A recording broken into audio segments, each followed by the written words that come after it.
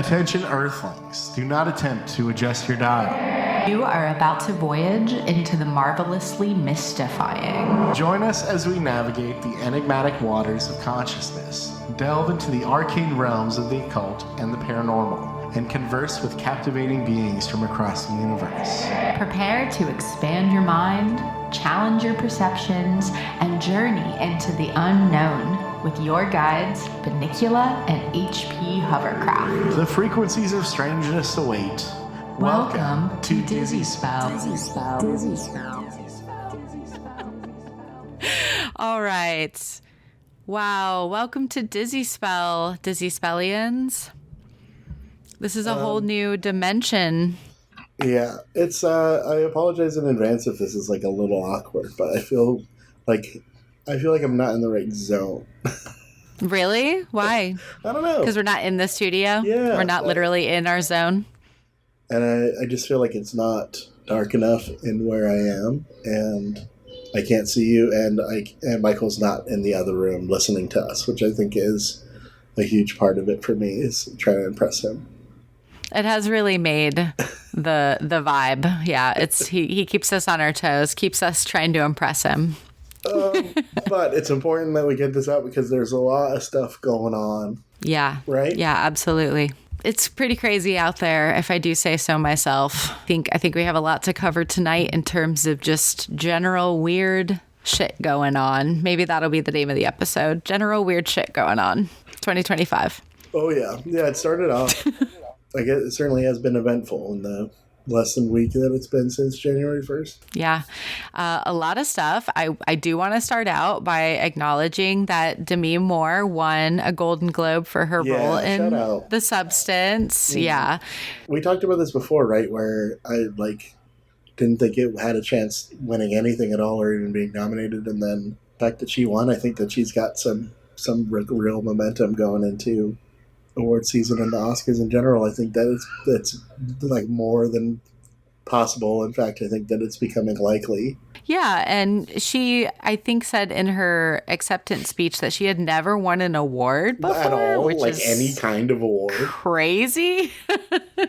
Yeah, but like when you look back on it, like, and she says it, like, what other thing has she been in that's like has prestige like that? Like, whatever she says it in her speech that somebody told her that she was like a popcorn actress and couldn't really act like that, which she proved that she can in this movie. And I think that that's what's kind of priming her to really win the Oscars. That especially with this and this speech that she gave, people really want her. Like, they want her to win. They want her to succeed. So probably more than some of the other people in the category. The other favorite is Mikey Madison from Anora, right? I thought she's great in that movie as well. But she's not having she's not getting the push that you kind of need to do in order to win. So, yeah. Well, I'm happy for Demi. So happy for her and her dog Pilaf. Have you ever seen her dog? No. Oh, it's the cutest thing I've ever seen in my life. Well, while we're on this real quick, have you seen that movie, Amelia Perez, that won? No. Everything else? No. Did you see it? I watched half of it and I enjoyed what I saw, but it's an insane movie. Really? It's but it's not like a musical. It's it's kind of like an opera in a musical, in that people are singing, but it's not songs necessarily, or The Umbrellas of Cherbourg or something, where they're just singing, but it's not like Broadway or something. And the story is about Zoe Saldana's character is a lawyer in Mexico, and she gets recruited to help this cartel member who wants to transition and live as a woman. Oh. And then Zoe Saldana is supposed to figure out how it's going to happen and fake their death and coordinate all of it. Oh. And, that's what the movie's about. I had no idea. It's so campy. And it's a French director who is telling this not real story about it's not real. I was is this based on something? Oh, I thought it was a biopic. Yeah. Huh. Nope. It's just a story. It's just this thing that he made up. And there's things going around where in interviews he said that he didn't do any research on Mexico or Oh no. Like culture or people at all, and like nobody that's in it is Hispanic, and it's just weird. It's Strange. really weird. People are that's gearing up to be like, if that wins the Oscar, it's going to be like one of the worst movies to win an Oscar. Yeah, that's for sure. Like of all of them. Huh. Okay. But still, I think that you should watch. Okay. It's just insane. I just rewatched the remake of Suspiria. Cool. It's pretty cool, yeah. And then today we watched Possession, which definitely has some parallels. It's like, in Berlin before the wall goes down. And there's some aesthetic things about it that are very similar to the new Suspiria. But yeah, it's good. It holds up. It's interesting. It's a lot more lore than the original story. Oh, yeah. There's a lot more. I mean, just being able to do more like body horror and different effects in the original Suspiria. It's more definitely modernized. It's cool. Yeah. I only saw it like once when it came out, so it'd probably do for a revisit. But Luca, however you say his name. No idea. Yeah. Did you see Challengers? Oh, no, he did that. Okay. He did Challengers, and he also did the like adaptation of the William S. Burroughs Queer that just came out with Daniel Craig. Oh. He did 2 movies this year. Oh, wow. I didn't realize that was a William S. Burroughs story. Yeah. It's like one of his, it's like, it's an unfinished thing, and it's like autobiographical. That's cool. To some extent, I don't know, like, don't quote me on that, because I feel like it's been a million years since I read anything about, like, all those writers in high school. Challengers is amazing. I'm glad that Trent Reznor and Atticus Ross are most likely going to take home more awards for their soundtrack for that. Yeah. They've been doing great work forever, and that the Challenger score is like, that's the kind of score that should win that award, because the score is almost like a character in that movie. Totally. And that's like such a cliche thing to say, but there's like moments where it's like the score is more important than whatever's going on, because it's so bumping like over the dialogue, you can't even like hear what people are saying half the time. And that's like, that just adds to it. It's like it's a feature, not a bug. Yeah. Cool. And then I did see Nosferatu. That was what I was about to ask you. Yes. How did you like it? Movie cast here. It's great. It was exactly what I wanted it to be. I loved it. Obviously, I saw it with Abby, and Abby like obviously loved it. Yeah. I was thinking about how fans of like true gothic horror have been like, what a time for them to be. They're eating. Yeah, they truly are, as the kids say. They are eating good. Yeah. With Robert Eggers out there making the movies for them. Yeah. And then next year we get Guillermo del Toro Frankenstein. With Jacob Elordi. Is that next year or this year? It's next year or this year. This year. It's already this year. Yes. It's like December. Okay. So it'll be the Nosferatu of this year. It'll be here before you know it. But going back to Nosferatu, I just think that it's so sick that movie is doing as well as it is. Yeah. With there was we went on Thursday at the middle of the day, and there was we weren't the only people in the theater. Yeah, we went on Christmas Day. It was awesome. Yeah, and it sold out on Christmas Day, right? What a good move for them. Marketing has been great for it. Did you get to see it in 35 millimeter? I didn't. I just went to the normal theater. It's okay. It's good though. Worth checking out again. I love that they kept the shadow thing from original Nosferatu, the just constant his hand going across, or even him flying over the town. Yeah. I thought that Lily Rose Depp was great in it. When she was in one of the possession scenes when she's contorting her body. Yeah. All crazy. That was awesome. Nicholas Hoult. Yeah, he was great. As always. Yeah. I think it was originally supposed to be Harry Styles. I think I did read that, and there was someone else that was supposed to be Lily Rose, and I was like, oh, I'm so glad. Taylor-Joy. Yeah, I was like, I'm so glad it's not. And she would have done a great job. It would have been fine, but I really enjoyed Lily Depp's performance. So, yeah, I'm glad it was her. I'm glad it was the way it turned out. Yeah, I thought it was really cool, and I really appreciated that they didn't do in Bram Stoker's Dracula where Gary Oldman gets really sexy after he eats some people. They just committed to him being the scariest thing the whole time. It's so I was wondering actually about that. Why is it why specifically is it a Nosferatu? Like, why is it Nosferatu and not just Dracula? Yeah. Like, the original Nosferatu is just like the first doing something without permission, you know, like first like bootlegging something. And I watched Robert Eggers talk about, he said it's like the Nosferatu just like pulls the like most core elements from the Dracula story and presents it as like a fable or a fairy tale in a way that like it's more like spoken and like told history like that. Instead of it being like a direct adaptation of like a book, it's more like taking the concepts and presenting them in their own way. Cool. And so that's what I thought that's cool.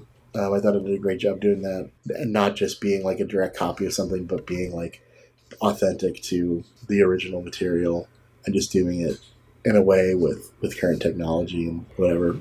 Robert Eggers' eye. Yeah. Cool. I thought it was beautiful. The costuming was really nice. Yeah, I thoroughly enjoyed it. Highly recommend Nosferatu. Good stuff. Very cool. Well, is that enough for movie corner? Because I have another small thing I wanted to bring up. Okay. I mean, I can talk about. I can do a whole. I do not care. Yeah, I mean, we still haven't done our end of year best ofs. Oh, see, I think that it's too late. We could do it by the end of January, or we could just post them online. That's true. Yeah, I don't know you. I don't even know if I have one this year. Yeah, I didn't. I didn't make one yet, but we could do that. I feel like it's partially a sign of me growing up. Interesting. Okay. You got other stuff to do. Yeah, that's fair. I've been listening to a lot of like lo-fi dungeon synth music that's really in right now. Yeah, or like whimsical like keyboard synth Hobbit sounding music and stuff. I don't know. Now that I work from home, I do a lot of listening to like ambient or non-lyrical music. So I don't know. Yeah, my Spotify Wrapped was pretty crazy this year. It said my top track was just called Sleep. It wasn't even the band Sleep. Dude, that's what happened. That's what happens when you have a kid. Yeah. Is when for Casper's first year being alive, my number one listened to thing on Spotify was this thing called Sleep Panda. Yeah. And it was just like the way, like there's like millions of playlists of these like 15-second long songs that are just like a nice melody. And that's it. And they have all sorts of, you can do like super sleepy panda or like gentle sleeping panda or bright sleeping panda. Love it. Slow sleeping panda. That sounds nice. My number one this year was the Nightmare Before Christmas soundtrack. Ooh. And then closely followed by the Toy Story soundtrack. Love it. That's funny. It's good he's not on the Cars soundtrack yet. That one's pretty bad. No, but you know what I have to say about Daycare is that we did everything to avoid him ever knowing what Baby Shark was. Yeah. And he still, one day, came home singing Baby Shark. He loves it. You know? And he knows what Cocomelon is. Not through our fault. Back to the Nightmare Before Christmas crazy. Child. Yeah. You're allowed to like these things, and that's it. Tell him we do not do Baby Shark. I love it. All right, so I wanted to tell you about something kind of cool that happened to me, and part of it is because it sort of leads into something I'm going to talk about later in the show. Okay. So we've probably talked about this person before on Dizzy Spell, but there's this guy named Whitley Strieber, and he actually wrote The Hunger, which is what the vampire movie is based on, his book. But he also wrote a book called Communion that is based on the supposed experiences he had where he lost time and had flashbacks that later were linked to being an alleged encounter with aliens. And so this book in 1987 was a huge bestseller. There was a film starring Christopher Walken as Whitley Strieber later. Yep. Yeah, he's a pretty big deal in the, like, you know, encounter, or what do they call him? experiencer community.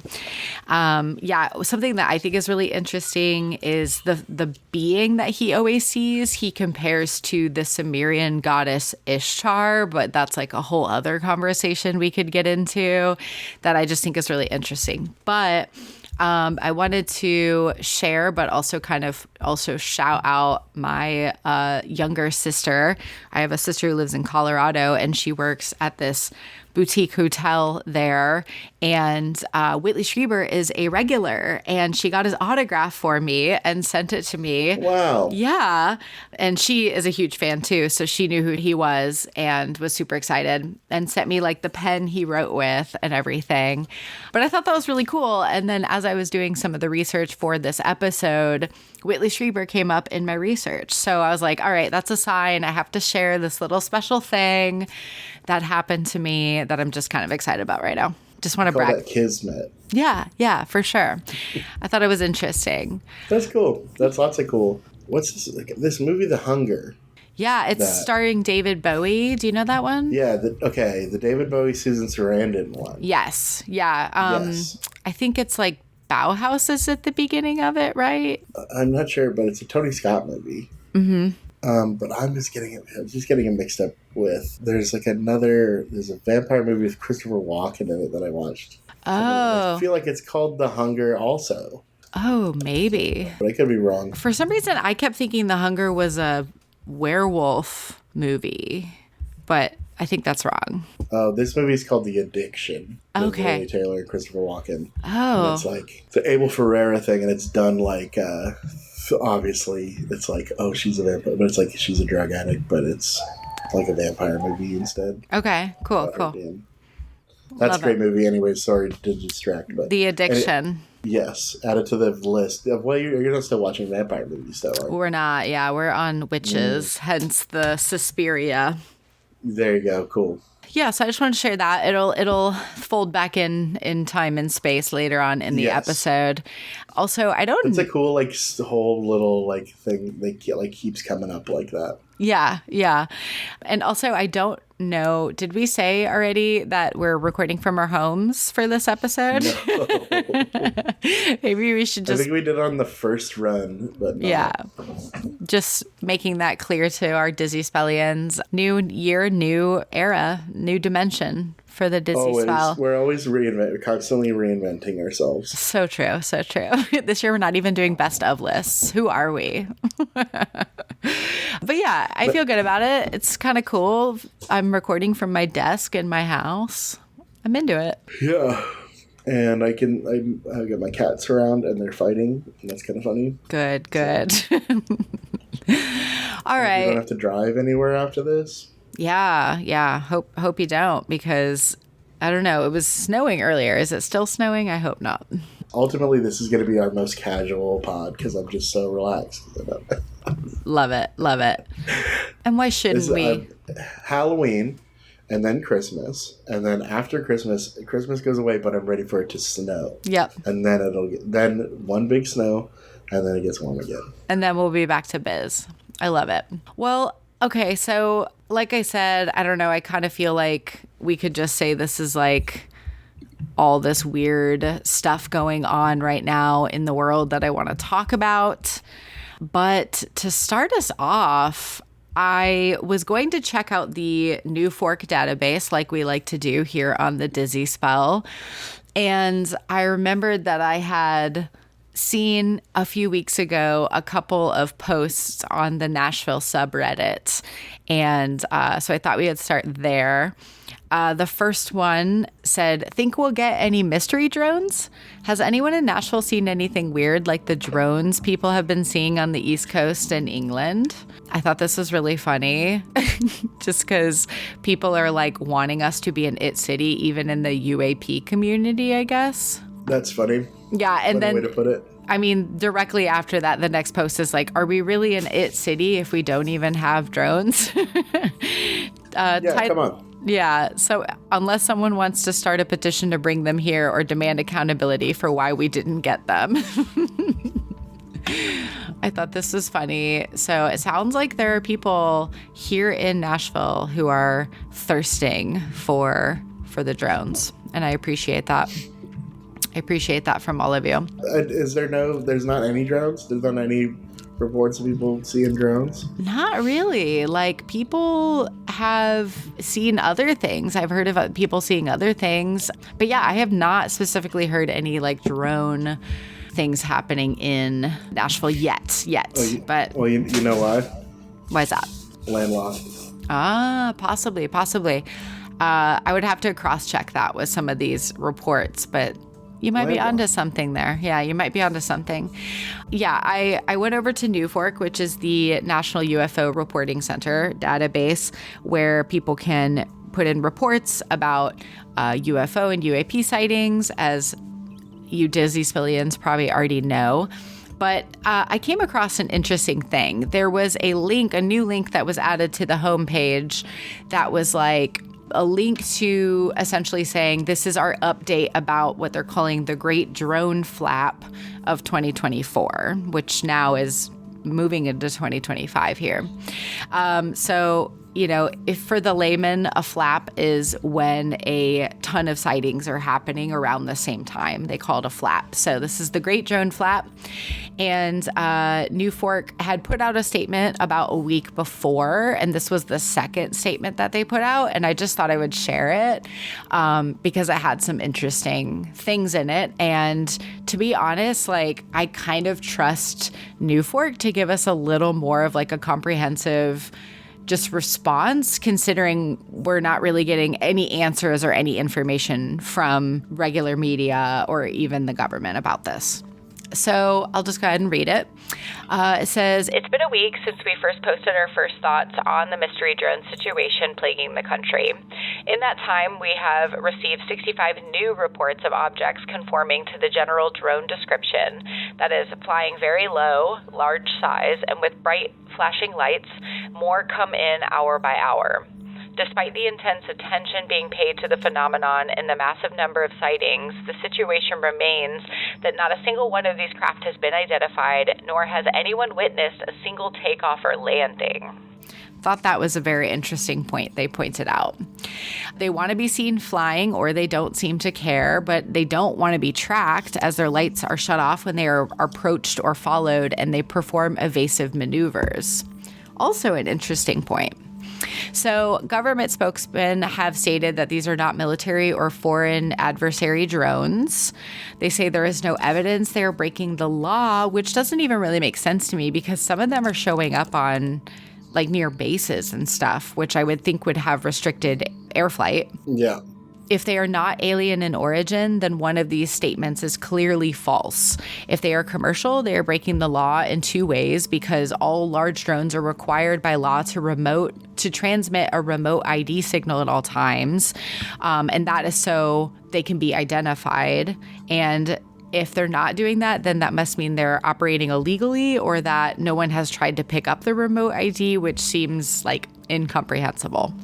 So they have gotten a large number of drone reports, and here are some of the characteristics of sightings that they have noticed from all these reports. So a lot of them have been sightings of large numbers operating together. In Bethlehem, Pennsylvania, witness reports seeing multiple clusters of 8 to 9 drone-like craft with blinking red and white lights that appeared sporadically traveling in various directions. And then a second witness reported seeing 25 of them 5 days later. In San Diego, 10 to 15 spinning circular objects with white and red blinking lights. In Haltom City, Texas, a dozen unidentified and unregistered aircraft with white and red and green blinking lights. And in Amherst, we had 5 drones flashing red, white, or red, red, white, white. So this is interesting. And it says that despite looking like drones, which are usually easy to hear, the craft are all silent. So in Richmond, Virginia, people said they saw one hovering 400 feet away and couldn't hear it at all. There was another one where they claimed to be 80 to 100 feet away in Utah, and there was no sound from the craft. And in Pensacola Beach, people said that they saw one from 250 feet away and there was no sound. So this is very interesting. One of the last points that they made was that if this is some sort of weird U.S. government situation, then why is it executing in other countries as well, right? I mean, not to say that the U.S. doesn't have their fingers in like every country in the world, but since November, NUFORC has received reports from these drones in Argentina, Belgium, Brazil, Canada, Germany, Hungary, Lithuania, Norway, Sweden, and the United Kingdom. So clearly they're all over the place. NUFORC has been barraged with recent reports of glowing orbs that also seem to maneuver intelligently and often approach to be a very close distance. And a lot of reports of drones being sighted along with the orbs. So this is pretty freaky stuff. They continue to receive non-drone or orb-related UFO reports daily as well. And they have like a link in this comment that has highlighted reports that you can also check out. But yeah, again, I just wanted to share this update from, I don't know, to me, one of the most reliable sources, because it's like data driven by a million different witnesses. Obviously, there's going to be some crackpots in there, I'm sure, but I don't know. There's no, denying there's something going on. Have you followed anything about the Cybertruck explosion guy? I was debating whether we should talk about that or not, but yeah, if you want to. Yeah, I didn't look up too much information about that, but I can do it right now because from what I understand, this person says that he was somehow involved with like having security credentials for UAP access. He's explaining the drones. His whole thing is he wanted to explain what they are. Okay. And so I don't know if you're familiar with who Sean Ryan is. Yes, that's who he sent it to. I don't know who this person is. So Sean Ryan is like an ex-military, ex-intelligence guy. I think I'm like fairly certain. I don't know his exact credentials, but he's an ex-government guy. Okay. Who now currently has like the second highest, he's like the second most listened to podcast. It's just called The Sean Ryan Show. Interesting. And it's like, from what it seems like it is, based on my learning about it only because of my dad talking about it, and now listening to this episode that they talk about it on. It seems like they kind of do like, it's like Joe Rogan, but specifically for like cybersecurity and like government stuff. It's like, but it's very like that kind of guy. But like we're reputable as possible. Like he knows what he's talking about. But anyways, so this guy, the guy that blew himself up in the Tesla, allegedly, he sent an email to Sean Ryan and also this other guy that I don't know who it is, saying like, I want to blow the whistle on something. And it's that China and the U.S. have like anti-gravitational devices that they are using, and that's like them using them is what people are seeing. Like that's basically in his thing. He says that's what it is, and he like wants to come on the show and talk about it. Okay. Yes, it was like exactly in the email. It says what we've been seeing here with drones is the operational use of gravitic propulsion systems powered aircraft by most recently China and the East Coast, but throughout history the U.S. Only we in China have this capability. Our OPC and location for the activity in the box is in the box below. China has been launching them from the Atlantic from submarines for years, but this activity recently has picked up. As of now, it is just a show of force, and they're using it similar to how they used a balloon for sight and typo. Chinese spy balloon coming back. Wow, into the I actually show for didn't the expect that. which are also part of the integrated communication systems. There are dozens of those balloons in the air at any given time. This is the so what is because of the speed and stealth of these unmanned aircrafts. They are the most dangerous threat to national security that has ever existed. They basically have an unlimited payload capacity and can park it over the White House if they wanted. It's checkmate. Yikes. So he goes on to just say that's what's going on, and he wants to come on the show and talk about it. And this was sent December 31st. 10 a.m. to these guys, and also it's now coming out that he was sending this all over the place, and then the next like less than 24 hours later he's exploded in the Tesla outside the Trump building. Yo, that's wild. Like, so for as much as like a skeptic guy I am to stuff, like that's like this is pretty crazy. This is like a pretty crazy thing. Yeah, no, that's wild. I guess I thought that he was okay. So yeah, I guess I thought he was like reaching out to Sean Ryan to send a manifesto, but you're saying you think he was like trying to get on the show. So like he had reason to stay alive. That's weird. Yes, that's exactly what. So like that, and that's what these emails that they've proven are real. Yikes. Yes. Super creepy. I don't love it. Yeah, it's interesting. The email starts, in case I do not make it to my decision point or on to the Mexico border, I am sending this now. Yeah. Please do not release until the 1st of January and keep my identity private until then. I am not under duress or hostile influence or control. He wrote what kind of his first car was to verify who he was. That's interesting. Yeah. So, I mean, could be guy so interesting having a freak out.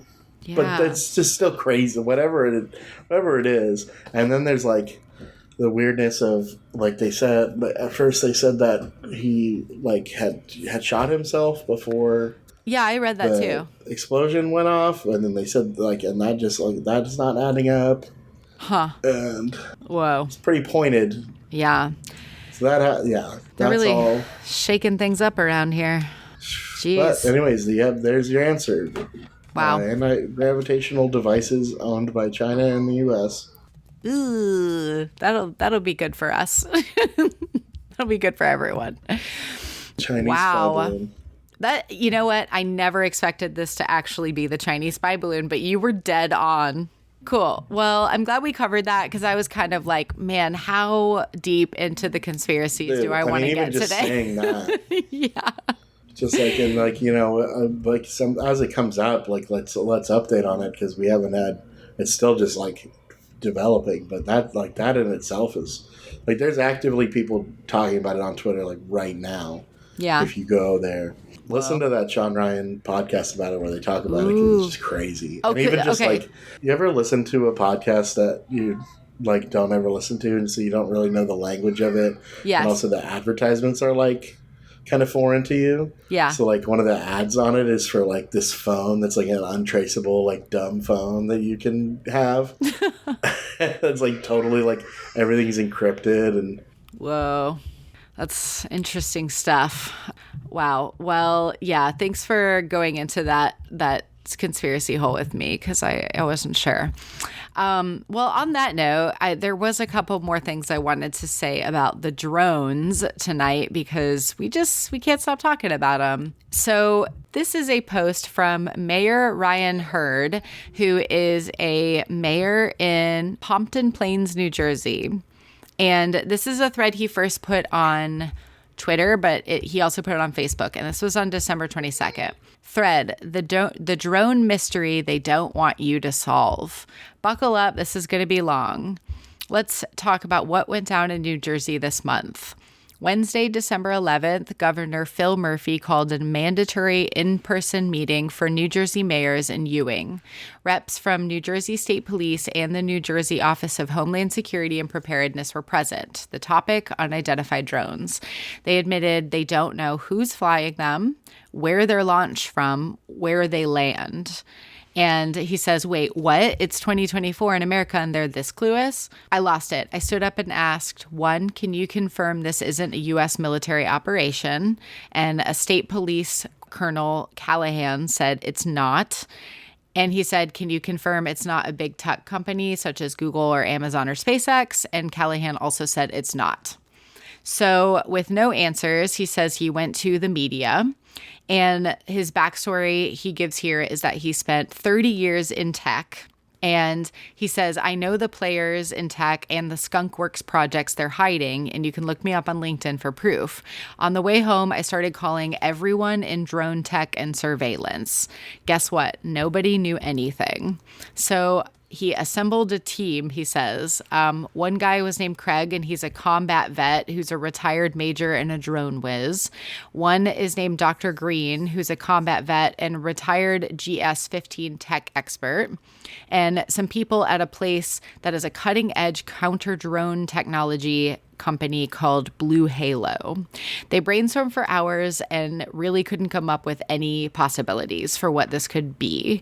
But Blue Halo has a program called Locust Tats that is a system that they can use to identify drones with using like that remote ID signal that we were talking about earlier, right? So they can use that to identify like any drones, as far as we know, that are at least operating legally. So they pitched this plan to Governor Murphy, the mayor did, and basically offered for Blue Halo to provide tech and operators for free to detect, ID, and if approved, acquire the drones. And they got set up with Colonel Callahan on a Zoom call with the FBI, an FBI special agent who is not named in this. And they laid out this problem and the solution that they had come up with to help like figure out what's going on. And the FBI said they were bringing in their own assets to detect the drones, but their tech only detects small, so that's class 1 and 2 drones. And they're talking about what they're calling class 3 and 4 drones. And the FBI apparently ended the call abruptly when they started talking about this. So he attended a press conference for Representative Chris Smith in Seaside Heights, and he briefed him and local mayors and the Ocean and Monmouth County sheriffs and told them all about this plan with Blue Halo's tech. And they discussed even involving the Coast Guard to assist with the detection of the drones. On Monday, so this is 5 days from the beginning, they got red lighted. The FBI had no interest in the solution, despite it being military-grade tech offered for free with operators included. And presently, when he posted this, Congress was in recess. So I'm curious to see if anything's come of this since, but I don't think anything has. So he says, here's what you need to understand. The federal government doesn't want a solution. They're creating the illusion of a solution, and this is a classic plausible deniability. So we're being fed some sort of cover story, is what this mayor is saying. Yeah. He says, why are they so quick to shut down real answers? Why are top-of-the-line tools being rejected? Why is Congress on break just as things heat up? This isn't just incompetence, it's a cover-up, and you are the pawn. Which is pretty ballsy for a mayor to say, I have to say. And also to be a mayor who's not just like some MAGA dude. I mean, I don't know if this person is a MAGA person, but like their posts are clearly not about that. They care about this, and this is what they're focusing on here. And they said, as you can see in the text, we even have a solution for educating the public and having you help us in detecting real drones, but they want the chaos. It helps with the cover up. So I'll leave you with this. If the government won't protect you, who will? Keep watching this, guys. Yikes. Watch this, guys. Mayor Heard. What a guy. I'm like, it's pretty strange, man. So there's like this whole Facebook group with 84,000 members in it that's trying to help solve what they're calling just the New Jersey mystery drones. Pretty crazy, right? Man, I wish I was there helping them with that. Or even just like, you know, that's just like, it feels like such a simpler time where everybody's just like trying to like bond together to figure out something. Yeah, I that's wish you fair. could do a good Jersey accent, but something about the things in the sky. I'm sure there's probably was a lot funnier. If I'd ever lived in New Jersey, I'd probably have a lot of funny New Jersey type jokes to make about it. I would definitely be hunting for the Jersey Devil if I lived out there. That's what I'd be doing. Do you remember when everybody was going to storm Air 51? Vividly. I remember it so well. Yes. I miss Doesn't it. it seem like it was just yesterday? It really does. Yeah. Yeah. I was going That through was probably like 10 years ago. No, it wasn't quite that long ago. Yes? Hold on. No, because it was since I've been doing Dizzy Spell, because I remember posting about it a lot. Let's look it up. Hold on. When was that? I mean, that was like 2019. That wasn't even that long ago. 10 years ago. I guess that's You fair. got it, because like COVID years it's like 5 years. That's a really good point you make. Yeah. So it's actually like 2000. Oh, it's man. only been the 2020s for 4 full years. Yeah. No way. It's been a whole decade. Well, already. 5, including 2020. Yeah, pretty crazy. Okay, so that is most of what I wanted to say about this, but I did have one more thing I wanted to share about this whole drone flap of 2025. Drone Flap. Drone flap. Also, Drone Flap not taken as a band name or You got to get on it. rap name or whatever. Someone's got to Drone make flap. a drone flap band for sure. So, longtime listeners will probably remember that Brent Rains was a guest on the Dizzy Spell last season here on the podcast. He is a ufologist. He is a super interesting person. He's an author who has been the editor of Alternate Perceptions magazine since 1970s. He also introduced us to the phrase sauceritis, which is now my favorite phrase ever. Yeah. And I think I'm suffering from dronitis. Number one ailment. Yeah, dronitis. So he has this online magazine called The Alternate Perceptions, and I found this little update in it that I thought was pretty cool and I wanted to share. So, of course, he is also talking about the drone flap that's going on. He wrote this late last year. But I especially had this one passage that jumped out to me that I wanted to read on the show. So, noted novelist turned self-described alien experiencer Whitley Strieber, author of the bestseller Communion, wrote out recently on the significance of the drone mystery in his view. And apparently this video is on YouTube. Drones, what are they? Well, the government has spun it this way, spun it that way, spun it the other way. Nuclear material has been lost. The drones are a secret program trying to find it. Turns out the nuclear material was medical waste. It had no significance. It was not even particularly dangerous. So that ship sank. Then it was a NASA program. That ship sank.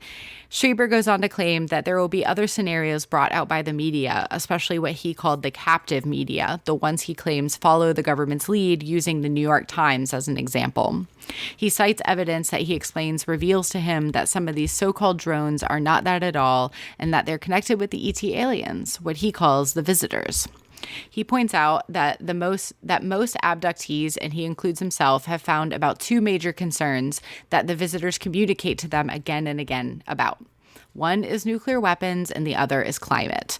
And we even just one of our last shows, we played that interview with a guy who was in the military and said that these craft came and disabled nuclear missiles and disabled like different like warheads they had on their base. So it really does sound like, even from the military, that this kind of checks out, that these visitors are concerned about what the Earth is going to do, or I should say the inhabitants of Earth are going to do with these nuclear weapons. So Whitley Strieber says he finds it significant that the mysterious drones first showed up over Bedminster, New Jersey, which is where Trump's golf course is located. And he has said that he doesn't believe in climate change. Trump doesn't believe in climate change, and he's not going to do anything about it. He said he's going to undo a lot of the things that have been done. They did all sorts of just like destroying national parks during the last Trump administration. They've done so many things to like mess with climate change, which is interesting too, because Biden, one of his last acts in office has been to protect like millions of miles of the ocean from drilling as well. So that's interesting. Maybe he knows that we need to, not mess up the climate, or we're going to become targets and catch the attention of some people who maybe we don't want to get the attention of. Intergalactic climate police. Honestly, That's why we're in trouble. I would be happy about it. I'd be like, yeah, tell him. You tell him. You guys are ruining this place. So he concludes, I don't really know what will happen next, but I know this. We will continue to make up stories until they are finally sitting on the seat beside the president with their arms folded, saying, you better listen, guy, because you're in a lot of trouble. Strieber's next final words on this were, we the people aren't in trouble. We belong to the future. Every single one of us and all of our children.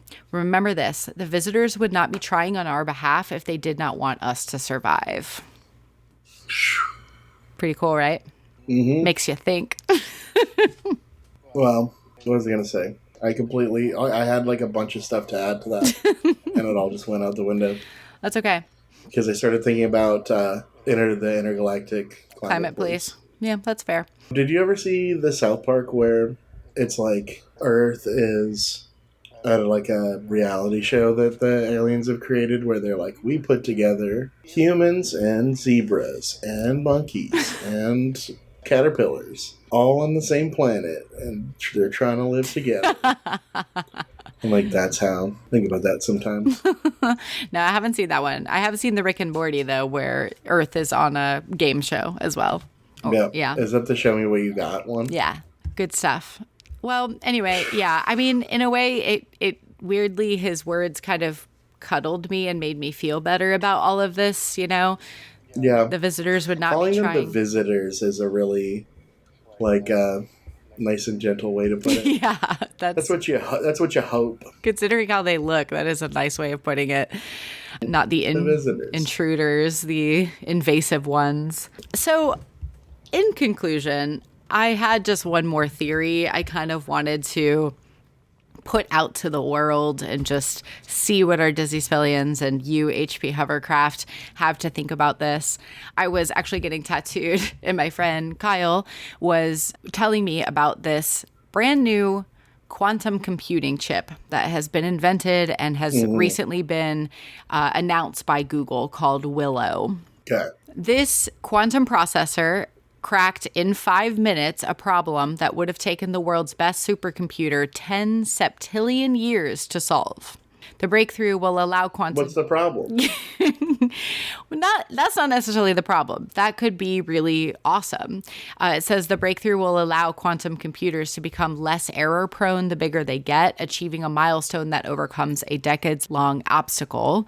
They are inherently noisy, meaning that without error correction technologies, every 1 in 1,000 qubits fails, but this one is not doing that, apparently. This error rate has been all but below the threshold. So they're very excited about this.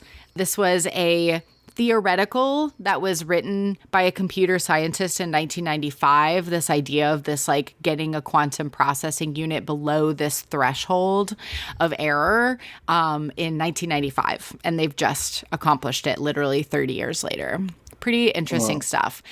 The idea is that this is insinuating that the only way that they could have resolved this problem is by computing in all dimensions at once, meaning beyond dimensions that we know and can access, right? The computer? Yeah. So their theory is that it's literally solving this question in all the dimensions. Is it, when we say question, is it like an equation? Or is it like what's... Great question. Let's see here. What is it computing? It says it performed a computation. Nice. Whatever that means. And I won't pretend for 1 second to know quantum physics in any way or really how this works. But yeah, it says that they have basically published results showing that the more qubits they use in Willow, the more they reduce errors and the more quantum the system becomes as well. Yeah, it's just a crazy, it's just a crazy math problem. That's putting it extremely lightly for morons like me. But the computer did a crazy math equation. Yes. Yeah, so this is a major advancement in the quantum work, but also they are sparking these debates about its implications for the multiverse theory, basically, because there are just people who theorize that the only way that this could have worked is through the idea of the many worlds interpretation. Crazy. Yeah, and so this is taking this thing that has been a hypothetical for all of our lives and is kind of making some evidence for it. Pretty interesting stuff. So yeah, there's like a ton of research that, again, I couldn't possibly begin to explain or act like I understand about the ways that Willow supports this multiverse theory.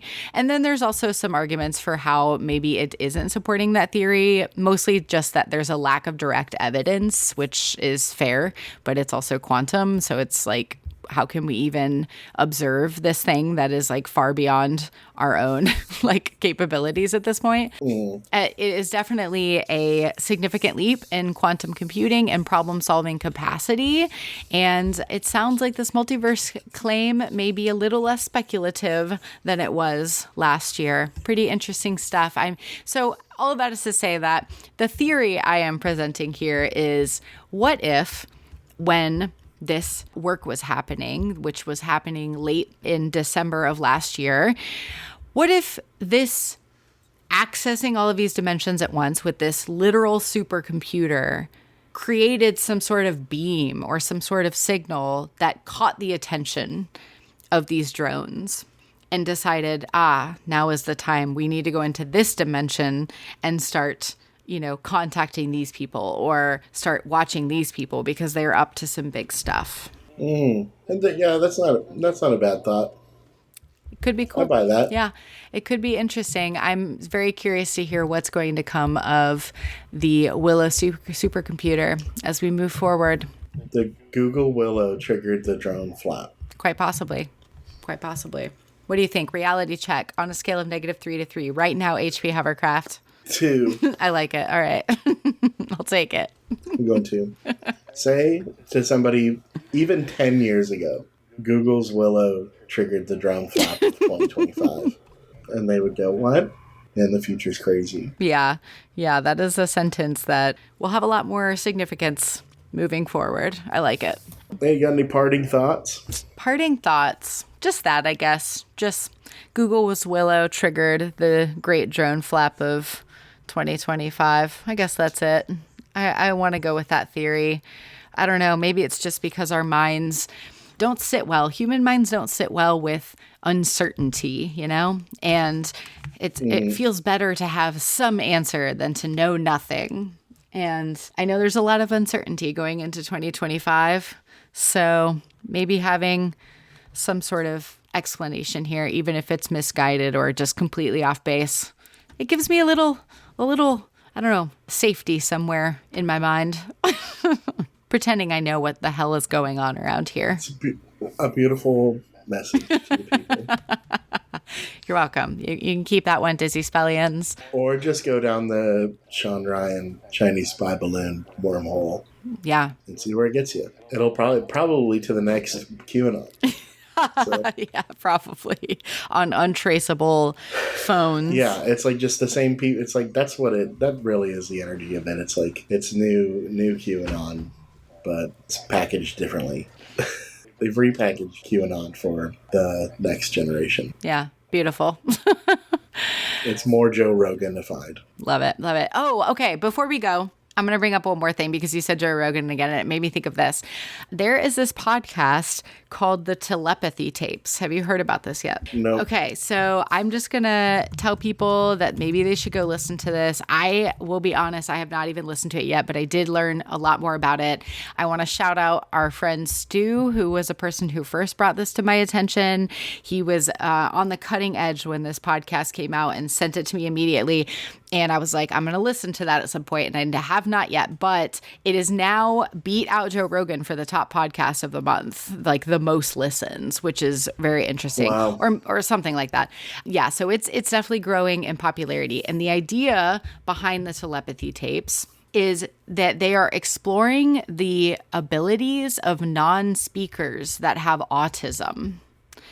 And they are, they are collecting all this data. It's like a doctor, I believe, who is the podcast host.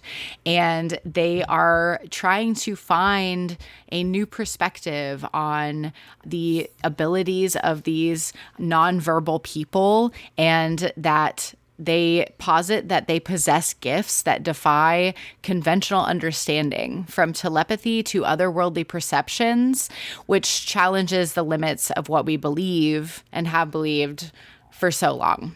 I just wanted to shout out this podcast because they are doing some like mind-boggling work here on the in this realm, and I'm very excited to see what's going to come out of this. One of the theories, I think, is that the energy is being transmitted for telepathy through like the frequency of love, which is very interesting, which is why like some of these nonverbal kids can like kind of like be understood by their parents or have like some sort of nonverbal like language with their parents that goes beyond just like knowing them really well and paying attention to them. And they wonder if perhaps it is through the frequency of love. Pretty cool, right? Well, yeah. Like, what if that's what they're using to drive those UAPs around? It's just love. They're just like do you ever think beaming. Do you ever think about Helen Keller? I don't, but like really? No, I don't truly. But what do you mean? What's your point? Like, how's that? How did anybody possibly teach them how to talk or read and write? Yeah, like that's like got to be one of the greatest feats. That's a really good point. In education history. Wow, that's an interesting. And then also, have you ever seen Helen Keller's signature? No. Okay, Google it right now. Okay. Did you see it? Yeah. What about it? Are you seeing it? Yeah. What about it? Isn't it sick? Yeah, it's a cool signature. It's like that's like I want to make that font. Yeah, that's cool. Yeah. Like, are you kidding? It's nice. She has nice so handwriting. Awesome. It looks like a witchy horror movie. Yeah, font. it really does. That's going to be I couldn't believe the it. next Robert Eggers movie is going to be about Helen Keller. Yeah, like that font. Are you kidding me? I couldn't believe it. I love it. I was like, jeez. That's funny. But I guess that they taught her how to read and write with love. Yeah, I could see it. Well, anything else you want to cover before we sign off for another week? No, that's it. I just wanted to talk about Helen Keller. I respect it. I appreciate it. I think it's what the people have come to expect from our show. So, hey, I do want to thank everyone who reached out and said they really loved the Krampus episode. That was really nice that so many people listened to that episode. Shout out to all of you Krampus heads. And thanks for grooving with us into 2025. I hope this episode we recorded from our houses is not abysmal in quality compared to what you have come to expect from our amazing producer in our nice studio. But I don't know. I have to say there's something to getting to do it in my house where I can pet my dog while I record. That's nice, you know? I like that. You've been listening to Dizzy Spell on the We Own This Town podcast network. Special thanks to our editor and producer, Michael Eads. And thank you to Victoria Ocampo for our logo and design. Thank you to Jay Childers for the sound bed music you hear all throughout our episodes. You can check out more of his music at jchilders.bandcamp.com. Follow us on social media at Dizzy Spell World. And please leave us a review on your preferred streaming source. But only if it's 5 UAPs, 5 magic beans. 5 exploded to Cybertrucks. All right. 5 Chinese spy balloons. Yes, please. We should make a shirt with the Chinese spy balloon on it. I think that might have to be some new merch. All right. Well, good luck out there. Keep your eyes to the skies, Earthlings. Bye.